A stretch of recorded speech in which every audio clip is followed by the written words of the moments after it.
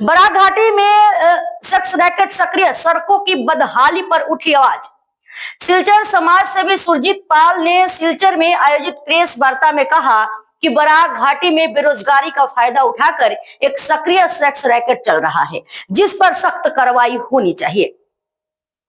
उन्होंने काटेघोड़ा बदरपुर राष्ट्रीय राजमार्ग 6 पर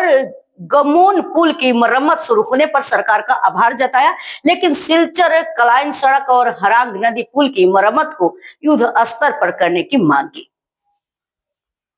मालीडहर से चौरंगी बाजार तक जर्जर सड़क को लेकर भी मुख्यमंत्री से हस्तक्षेप की अपील की गई। सेक्स स्कैंडल चलছে অনেক ভালো ভালো করে মেয়েরা নষ্ট হচ্ছে উপযুক্ত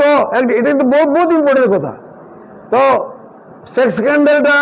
গুরুত্ব দেওয়া দরকার অসমীয়া জাতিরা এটা সচেতন হয়েছে একদিন আসামে ছিল এটা বরাক উপত্যকা কেন এটা হবে আমি সুরজিৎ পাল প্রাক্তন শত্রু সংগঠনের আহ্বায়ক যা শুরু হয়েছিল প্রতিকৃত সংস্থার মাধ্যমে যেটা সরকার স্বীকৃত এনজিও ছিল সেটার নাম পরিবর্তন হয়ে এখন হয়েছে নব প্রতিকৃত তাছাড়া আমরা একটা সংস্থা করেছি তার নাম হচ্ছে মা ভারতী সংঘ এই শত্রু সংগঠনের পুরনো ইতিহাস টানলে আমরা অনেক আগে রাস্তাঘাটের জন্য 24 ঘন্টা রোড ব্লক করেছিলাম তখন আমাদের এমএলএ ছিলেন সেকেন্ড টার্মসে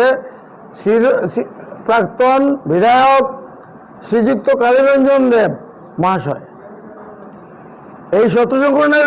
শত্রু শুনলে ভয়ের কিছু নেই শত্রু মানে হচ্ছে social activist troop of rural units আজকে বরাকের সমস্যা সরকার অনেক সমস্যা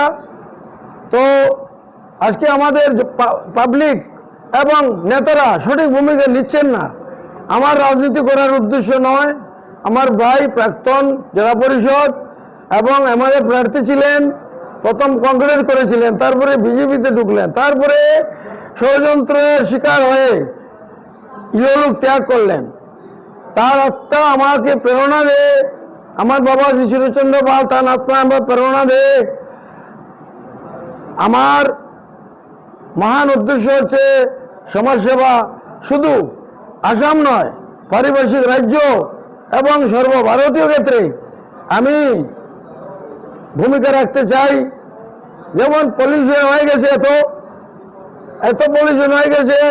আজকে মেঘালয় সরল গাছ কেটে ধ্বংস হয়ে গেছে এটা নতুন করে রোপণ করা দরকার সরকারি উদ্যোগে কারণ এই সরল গাছ থাকলে পরিবেশ দূষিত হয় অক্সিজেন ইয়েতে থাকে বাতাসে প্রচণ্ড পাওয়া যায় সেটা আমি এখানেও আমরা চেষ্টা করেছি এটা হলো এবং যথেষ্টভাবে প্লেন ছাড়া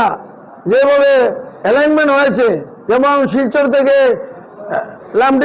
লঙ্কা পর্যন্ত না কোন জায়গায় জানি না ওইদিকে মহাসড়ক যেটা প্রাক্তন প্রধানমন্ত্রী শ্রীযুক্ত অটল বিহারী বাজপেয়ী শুরু করেছিলেন কিন্তু দীর্ঘদিন থেকে ভুল অ্যালাইনমেন্ট হওয়ার ফলে সরকারি টাকা জনগণের টাকা বরবাদ হচ্ছে আধুনিক টানেল হয়েছে সুন্দর ভালো কথা কিন্তু সেই রাস্তা সঠিকভাবে যদি পূর্ণ করতে হয় তাহলেও আরো 3 বছর লাগবে মেঘালয়ের রাস্তা অনেকটা হয়ে গেছে আমি বিভাগীয় কর্তৃপক্ষ পিডি রিজিওনাল ম্যানেজার